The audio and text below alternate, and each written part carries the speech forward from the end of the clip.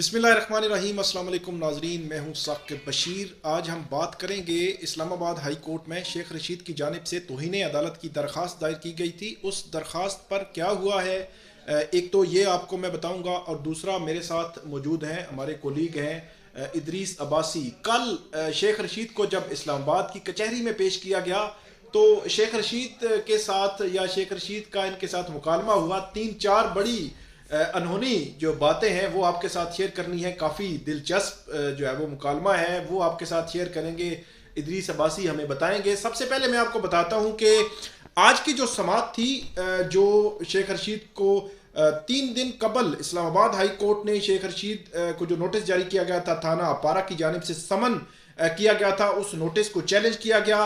तो जस्टिस तारिक महमूद जहांगीरी ने उस नोटिस को सस्पेंड कर दिया था और पीर के रोज़ यहाँ पे पुलिस को तलब कर लिया था। पुलिस जो आईजी को कहा था कि आप एक रिस्पॉन्सिबल ऑफिसर को यहाँ पे भेजें।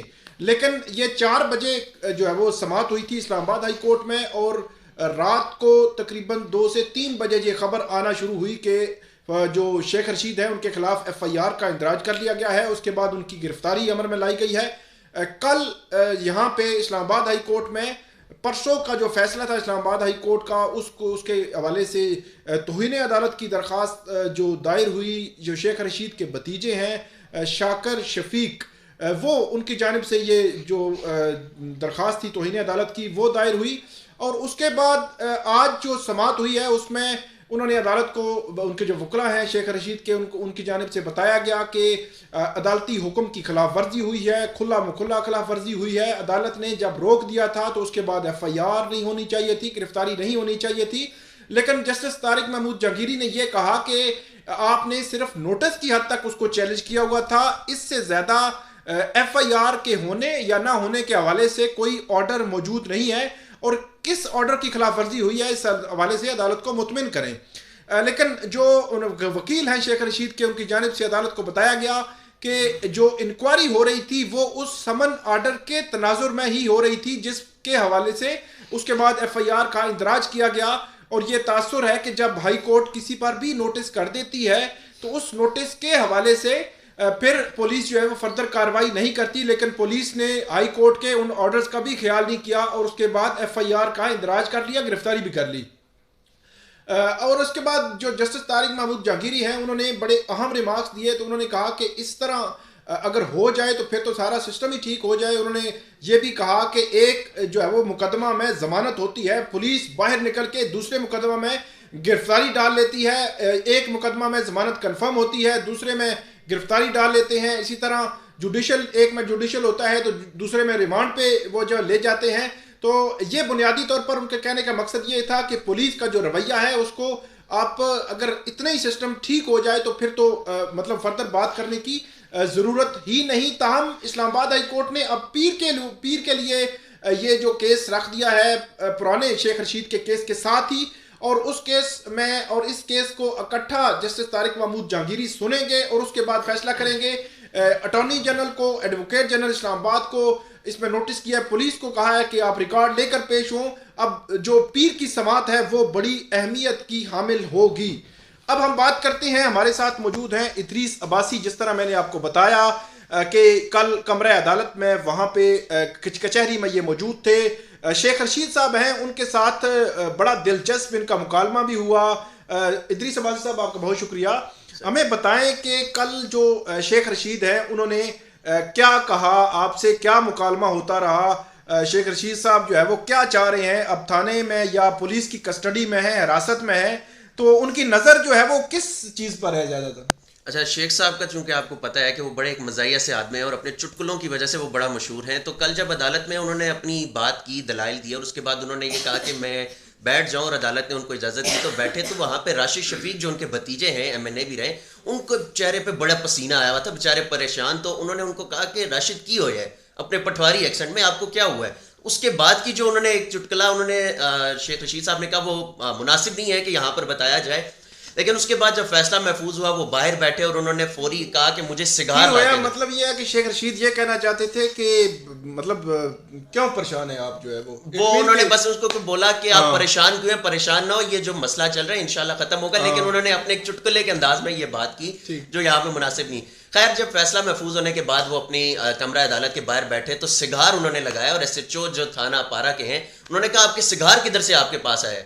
شیخ رشید نے کہا کہ مجھے 10 سال قید بھی لگا دو کہ تو میں سگار نہیں چھوڑوں گا. سگار نہ آج سے پہلے 7 سال قید میں چھوڑا ہے نہ اب چھوڑوں گا, بے شک 10 سال کے لیے اندر کر دو.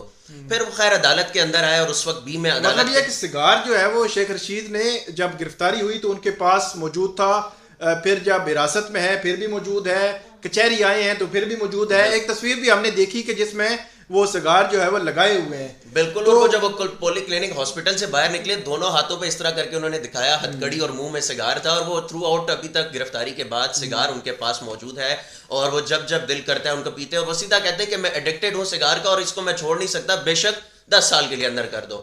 اس کے بعد شیخ رشید صاحب کو کوئی اور سزا اگر نہ بھی دیں, صرف یہ سزا کافی ہے کہ ان کا سگار جو ہے وہ روک لیا جائے, بظاہر ایسے لگتا ہے. بظاہر ایسے لگ رہا ہے. یہ سزا کہا انہوں نے. اچھا اس کے بعد جب عدالت نے ان کو کہا کہ آپ فیصلہ سن کے جائیں گے, جج صاحب نے کہا, تو ان کو کہا گیا کہ آپ عدالت کے اندر بیٹھ جائیں. تو عدالت کے اندر جب بیٹھے میں وہاں پر موجود تھا تو شیخ رشید صاحب سے میرا مکالمہ ہوا, اور ان سے میں نے جب باتیں شاتیں چلی انہوں نے سب سے پہلا پھر انہوں نے پوچھا کہ ٹی وی پہ میرا بارے میں کیا چل رہا ہے. میں کہا شیخ صاحب جب آپ کو رات کو گرفتار کیا گیا تو اسی وقت ٹی وی پہ آپ کی خبریں چل پڑی کہ سابق وزیر داخلہ کو گرفتار کر لیا گیا, اور یہ وہ. میں نے ان سے کہا کہ آپ کا تو یہ بھی چلا کہ آپ نشے کی حالت میں پکڑے گئے اور شراب اور یہ وہ سارا.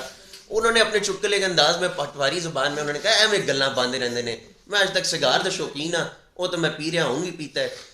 اس طرح دی ان کے انہوں نے باتیں کی. اس کے بعد انہوں نے کہا کہ عمران خان نے ٹویٹ کیا تھا میرے بارے میں. میں کہا آپ کی جب خبر چلی کہ آپ کو گرفتار کیا تو عمران خان صاحب کا فوری ٹویٹ آ گیا تھا, مذمتی ٹویٹ آ گیا تھا. پھر انہوں نے کہا اور کس کس نے ٹویٹ کیا. میں کہا جتنے پی ٹی آئی کے ایم پی ایز ہیں انہوں نے سب نے جو ہے اس کو کنڈیم کیا اور ٹویٹ کیا ہے.